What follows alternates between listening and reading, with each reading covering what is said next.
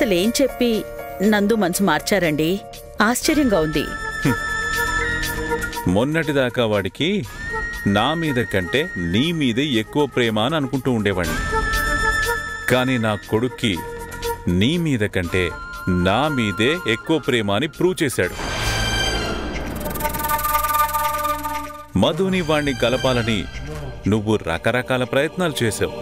వాడికి ఏదేదో చెప్పి చూసావు, కానీ విన్నాడా? వాడు నా మాట విన్నాడు. వాడు నా కొడుకు. అంతగా ఏం చెప్పారండి? ఏదైతేనే బతిమాలో బామాలో కిందికి తీసుకొచ్చి వాళ్ళ అత్తమామలతో మాట్లాడించాను కదా. అంటే విడాకుల ఆలోచన కూడా విడిచిపెట్టేసినట్టేనా?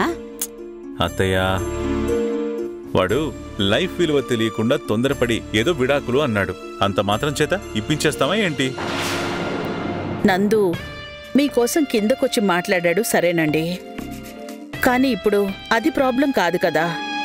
విడాకుల గురించి వాడేమన్నాడు? ఇంకా విడాకులు తీసుకునే తీరాలని పట్టుపట్టు కూర్చునున్నాడా? వాడేదో వాగుతుంటాడు. వాడడిగాడని జరగనిస్తామా? వాడే కాదు, ఆ దేవుడు కూడా వాళ్ళని విడదీయలేడు. ఇవన్నీ పెద్దగా పట్టించుకోకూడదు దేవకి. వాణ్ణి మధుని ఏదో ఒక విధంగా ఒక్కటి చేసి తీరుతాను. సార్ ఏంటి రూతర్? మిమ్మల్ని రమ్మంటున్నారు సార్. నా కొడుకు. అవునవును, మీ కొడుకే. రండి రండి. దేవకి, నా కొడుకు. రండి సార్.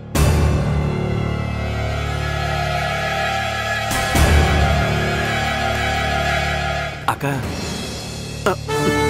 బావ వెళ్తున్నాడంటే నందుగాడు ఏదో విషయం మాట్లాడడానికి పిలుచుంటాడు. సైలెంట్గా వెళ్ళి చాటుగా నిలబడి ఏం జరుగుతుందో చూసిరానా? వద్దు. అక్కడ నువ్వు చాటుగా ఉండి చూడ్డం చూశాడంటే అనవసరంగా గొడవవుతుంది. మళ్ళీ నిన్ను దగ్గరికి చేర్చడు, ఇంట్లోంచి పంపించేస్తాడు. అయినా మీ బావ నా దగ్గర ఏదీ దాచడు. ఆయన్ని వెళ్ళి రాని, తర్వాత ఏం జరిగిందో వివరంగా ఆయన్నే అడిగి తెలుసుకుంటాను.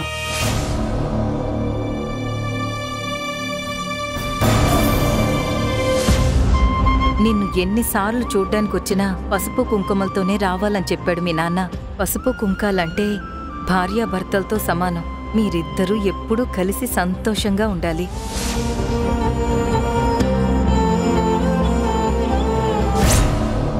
ఓ మై సన్,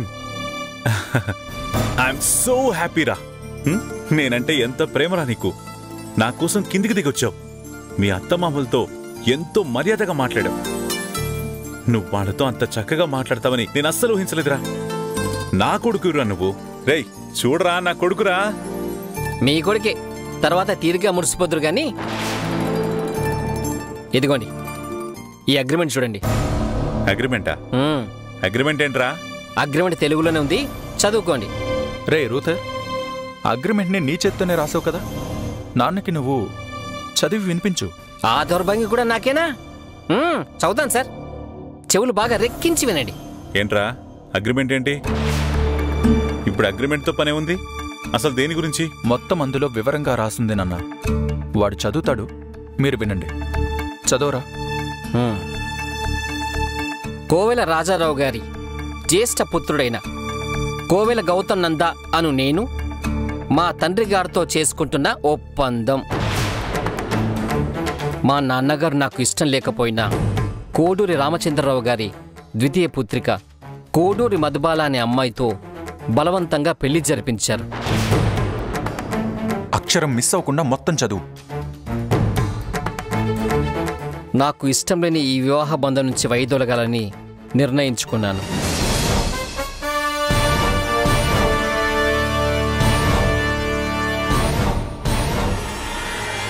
కానీ మా నాన్నగారి మాట కోసం నేను తాళికట్టిన అమ్మాయితో 6 నెలలు కలిసుండి ఆ తర్వాత అంతకాలంలోనూ ఆ అమ్మాయి మీద నాకు ఎలాంటి ఫీలింగ్స్ కలగలేదని నిరూపించి మా తండ్రి గారి చేతుల మీదుగా విడాకుల పత్రాన్ని పొందదలుచుకున్నాను.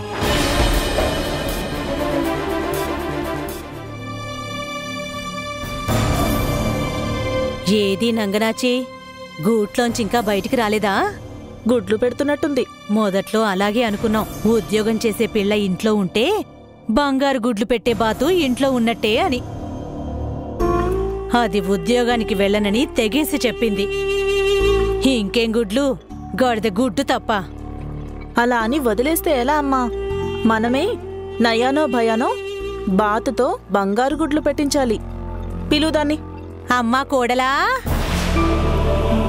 ఓ కోడలా, ఓసారిటొచ్చి మాకు నీ దర్శన భాగ్యం కలిగిస్తావా? నా కొడుకు పెళ్ళామా? ఏంటమ్మా కోడలా, వినబడట్లేదా?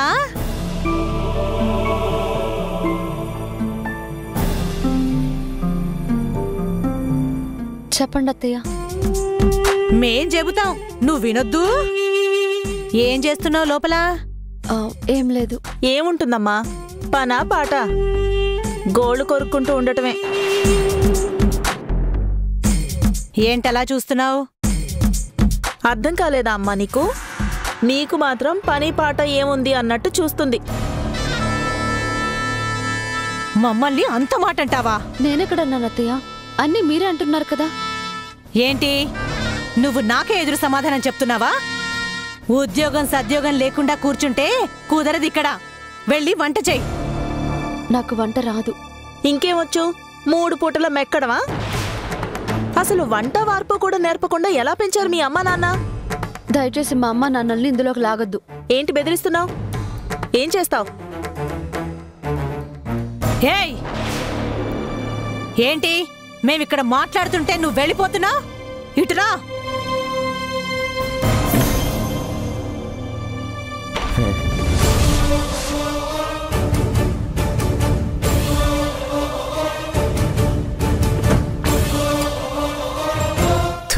తినే అమ్మ బతుకు, ముట్టుకున్నది మొత్తం మసైపోయింది.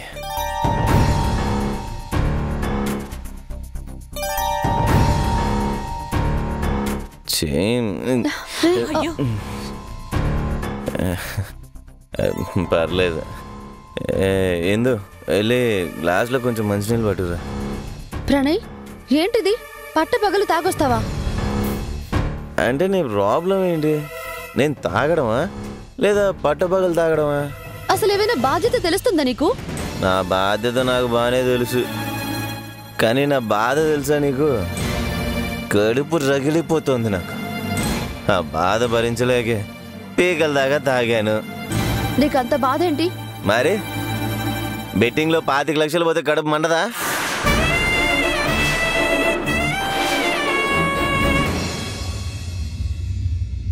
బెట్టింగ్ లో 25 లక్షలు పోవడం ఏంట్రా? బిజినెస్ చేద్దామని 7 గారు నగలు తాకట్టుకు తీసుకెళ్లాను.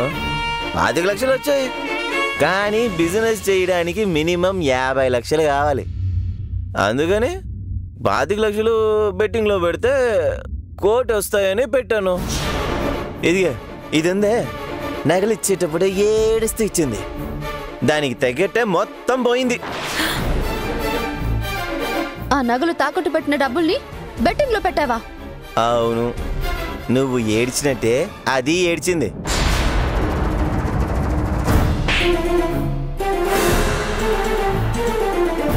మా అమ్మ నాన్నల కష్టాన్ని నాశనం చేసావు నువ్వు. నా మీద చేయి చేసుకుంటావా? నిన్ను చంపేస్తానే.